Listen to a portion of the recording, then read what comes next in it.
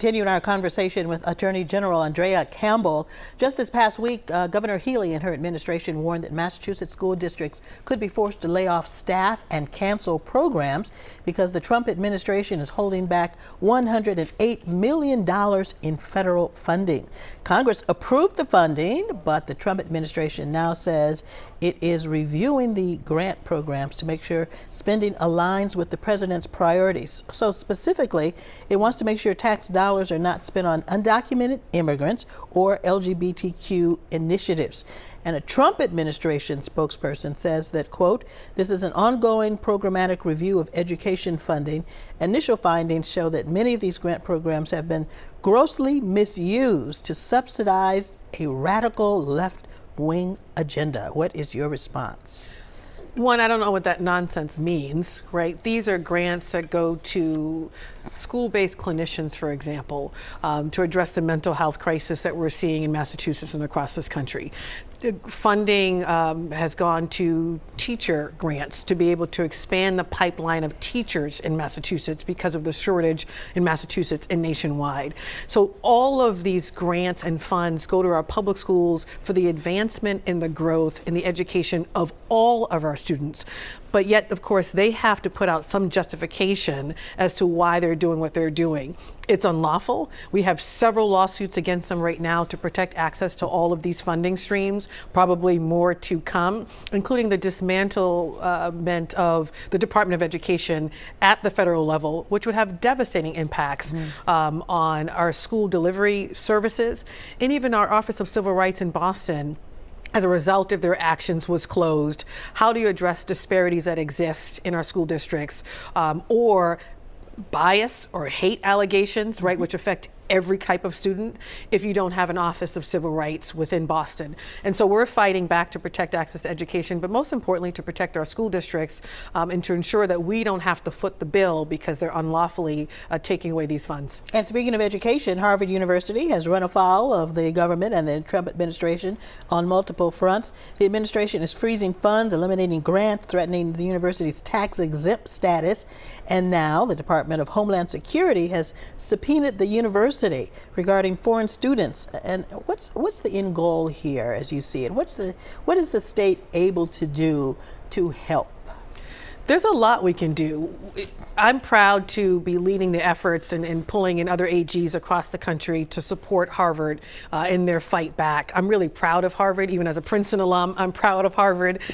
Institutions that are standing up for academic integrity, for the rule of law, to say the president does not have the authority to dismantle these institutions that have been around for centuries because of personal vendettas. And I still don't understand the rationale of going after our higher ed institutions or even our healthcare institutions in the egregious and retaliatory ways in which they are.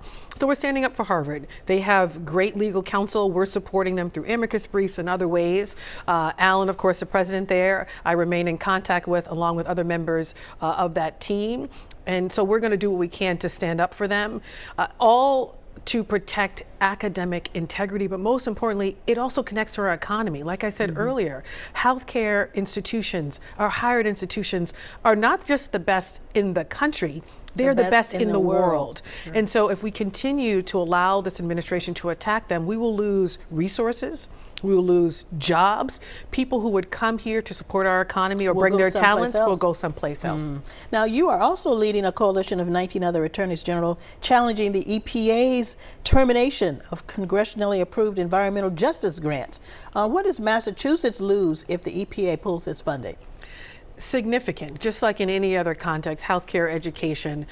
All of our work through our current even efforts to fill the void of the administration when it comes to climate justice, environmental justice, has always been about looking at those communities that have borne the brunt of environmental actions by either corporations that are harming those communities or even government, and saying we have to go into those poorer communities or rural communities and do our part to ensure that they have a healthy community, safe drinking water, access to green parks, so we can lower asthma rates, you name it, a holistic approach to the environments in which our people live. And everyone should have a healthy environment regardless of their demographic or where they live. And this is just not impacting brown communities. This is impacting everybody. all communities. All communities, but we are always focused on those communities like a Chelsea or Western Mass or other communities that have borne the brunt. In New Bedford, for example, gateway communities borne the brunt of these environmental decisions where they had no part that would lead to their communities being more polluted or viewed as a place to dump all types of toxins. So now we have to show up there and reverse the course. That requires greater investment, greater intentionality. We're doing that. We used to have a federal partner in that. Now we don't.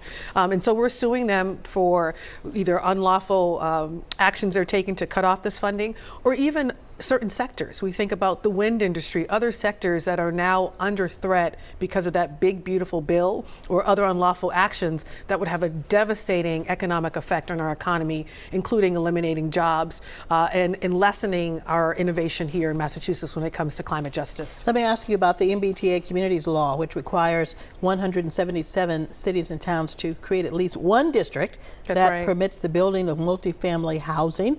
But the law continues to face pushback from many communities in the area. There's a deadline coming up. Are towns still refusing to comply? And what happens next? There are some, and I will say the majority, though, over 90%, are coming into compliance or are in compliance, and they don't get enough credit. So I want to shout those communities out because they've done the hard work.